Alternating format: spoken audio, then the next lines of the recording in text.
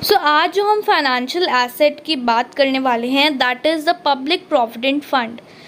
अगर आप अपने 20s में हैं या आप अपने अर्ली 30s में हैं, आपको एक पब्लिक प्रोविडेंट फंड का अकाउंट ज़रूर स्टार्ट करना चाहिए। और क्यों करना चाहिए, क्या है इसके फ़ायदे, क्या है इसके नुकसान, ये सब जानने के लिए ये वीडियो एंड तक देखें। पीपीएफ में मैच्योरिटी पीरियड जो रहेगा, उसका लॉक इन पीरियड जो है वो 15 ईयर्स का है। 15 साल का लॉक इन पीरियड है जो कि एक्सटेंडेबल है इन अ ब्लॉक ऑफ 5 ईयर्स। 5-5 साल की ब्लॉक में आप इसको एक्सटेंड करवा सकते हैं। एंड ये 15 साल का मैच्योरिटी पीरियड जो है, इसके बाद जो आपको पैसा मिलेगा वो आपको पैसे कैसे मिलेगा उसके बारे हम बात करें। पीपीएफ स्टार्ट करने का सबसे पहला फ़ायदा जो आपको मिलेगा वो होगा कि इसके इंटरेस्ट पर, मैच्योरिटी पर जो इंटरेस्ट मिलेगा आपको, उस पर आपको कोई टैक्स पे नहीं करना पड़ेगा। और यही नहीं, इसका दूसरा बेनिफिट ये है कि आपको पीपीएफ से की डिडक्शन मिलती है अंडर सेक्शन 80C। अगर मैं रिस्क की बात करूँ तो ये एकदम रिस्क फ्री इन्वेस्टमेंट है, इसमें कोई रिस्क नहीं है, तो ये इसका सबसे बड़ा बेनिफिट। अब नेक्स्ट पॉइंट है कि हम कितना डिपॉजिट करवा सकते हैं। इसका मिनिमम डिपॉजिट है ₹500 पर एनम टू मैक्सिमम 1,50,000 पर। अगर अब हम इसकी ये बात करेंगे कि हमें कितना इंटरेस्ट रेट मिलेगा अगर हम इसमें पैसा डिपॉजिट करेंगे। पीपीएफ में अगर आप पैसा अपना डिपॉजिट करवाते हैं तो आपको ये वेरी करेगा फ्रॉम 7.1% टू 9% पर एनम। और मैं बता दूं कि इस पर जो आपको इंटरेस्ट मिलता है, ये सिंपल इंटरेस्ट पे आपको इसका बेनिफिट नहीं मिलता, इसका बेनिफिट आपको कंपाउंड इंटरेस्ट पे मिलता है।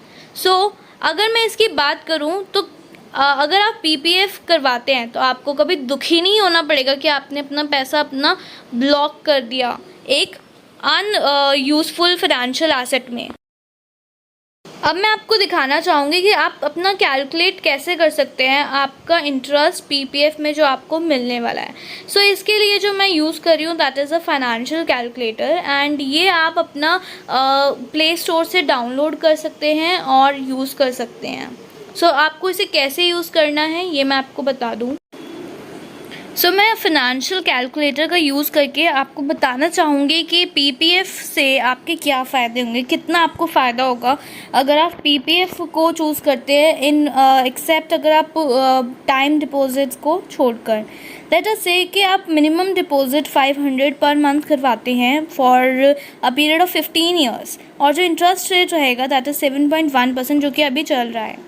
उस हिसाब से 15 साल के बाद जब आपको जो डिपॉजिट अमाउंट मिलेगा दैट विल बी 1,57,783, जिसमें 57% जो है जो आपका डिपॉजिट है, एंड जो इंटरेस्ट की अमाउंट है that is 43%। Now let us say कि जो हमारी मैक्सिमम लिमिट रहती है दैट इज़ 1,50,000। तो अगर फॉर अ ईयर, अब हम मंथली अगर उसको देखें तो 12,500 अगर आप पर मंथ करवाते हैं फॉर 15 ईयर्स तक, और 7.1 जो है आपका इंटरेस्ट रेट रहता है। Eight the end of 15 years आपको मिलेंगे 39 लाख अराउंड, ठीक है, जिसमें आपका डिपॉजिट 57% रहेगा एंड जो आपका खुद इंटरेस्ट मिलेगा that is 43%। Now let us take कि अगर आप पीपीएफ ना करवा के आप you choose to have a FD, fine.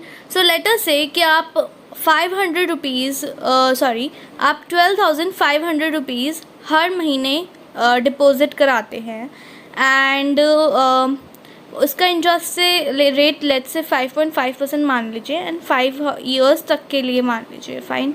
And आपका जो at the end of 5 years interest rate देखिए 21.9%, which is so low as हम कंपेयर करें पीपीएफ से, फाइन। आप देख सकते हैं कि आपको कितना कम इंटरेस्ट रेट मिलता है जब आप टाइम डिपॉजिट कराते हैं। टाइम डिपॉजिट में चाहे आप उसको एफडी ले लीजिए या आरडी ले लीजिए, फाइन, ऑलराइट। ये हमारा जो है ये टाइम डिपॉजिट के बारे में हम बात करते हैं। नाउ लेट अस से कि हम करवाते हैं, लेट्स से हम आरडी करवाते हैं, रिकरिंग डिपॉजिट अगर हम कराते हैं, एंड हमारा जो मंथली डिपॉजिट रहेगा दैट इज़ 500 रुपीज़, ठीक है। एंड लेट अस से कि हमारा इंटरेस्ट रेट हमें जो मिलेगा दैट इज़ 6%, फाइन। अब मान लीजिए ये हम ईयर्स रख लेते हैं for let's say 5 years, fine. Let us take 5 years, calculate करते हैं इंटरेस्ट। तो यू कैन सी कि जो हमारा टोटल डिपॉजिट है उसमें, सॉरी, जो टोटल अमाउंट हमें मिलेगा उसमें सिर्फ 14.4% ही जो है जो कि इंटरेस्ट हमें मिलेगा। फाइन, एंड लेट अस से नाउ कि ईयर्स में अगर हम देखें, ईयर्स में 5 ईयर्स, तो आप देख सकते हैं 14.4% टोटल अमाउंट जो हमें मिलेगा उसमें 14.4% ही इंटरेस्ट है। नाउ अगर हम एक बार फिर से देखें कि पीपीएफ में अगर मैं 500 रुपीज़ हर महीने करवा रही हूँ एंड फॉर 15 ईयर्स तक 7.1% है इंटरेस्ट रेट। एंड देखिए अब हमें टोटल में सिर्फ टोटल में 43%, कितना ज़्यादा है अगर मैं कंपेयर करूँ टाइम डिपॉजिट से। टाइम डिपॉजिट में देखिए अगर मैं सेम 7.1% तक भी अगर मुझे मिलता है तब भी देखिए जो टोटल कैलकुलेट करूँगी मैं 5 ईयर्स के लिए। फाइन, एंड कैलकुलेट करूँगी मैं, देखिए टोटल अमाउंट में सिर्फ 26.7% ही वो अमाउंट है जो कि इंटरेस्ट है का अमाउंट है, बाकी सारा मेरा खुद का डिपॉजिट किया हुआ ही अमाउंट है। फाइन, सो प्रिंसिपल ज़्यादा है, इंटरेस्ट कम है।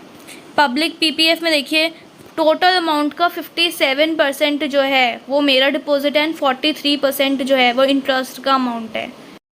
Seeing the benefits of PPF, it gives you high return comparing to RDs and FDs. It gives you compounding of money. आपका पैसे कंपाउंड इंटरेस्ट से आपको मिलता है, और जब 15 साल के बाद आपको जो पैसे मिलेंगे उस पैसे पे जो इंटरेस्ट, जितना भी इंटरेस्ट होगा वो उस इंटरेस्ट पे आपको कोई टैक्स नहीं देना पड़ेगा, इट्स टैक्स फ्री। ऊपर से आपको इस पर डिडक्शन मिलती है अंडर सेक्शन 80C। सो लास्टली तो बात आती है कि हम कहाँ पे अपना पीपीएफ अकाउंट ओपन करवा सकते हैं। आप अपना पीपीएफ अकाउंट किसी भी पोस्ट ऑफिस में जाके या किसी भी शेड्यूल्ड बैंक में जाके अपना पीपीएफ अकाउंट ओपन करवा सकते हैं। पीपीएफ अकाउंट ओपन करवाना सबके लिए बहुत ज़्यादा अच्छा है, बट अगर आप अपने अर्ली 20s में, जब आपकी एज अगर 20, 21 ऐसे एज में अगर आप हैं या 25 तक हैं, तो आपके लिए सब करवाना इस टाइम पे सबसे बेस्ट रहेगा, क्योंकि आपका जब तक मेचोरिटी होगी तब तक आपकी एज 35 या 40 तक होगी, तो आप इस पैसे का अच्छा यूटिलाइजेशन कर पाएंगे।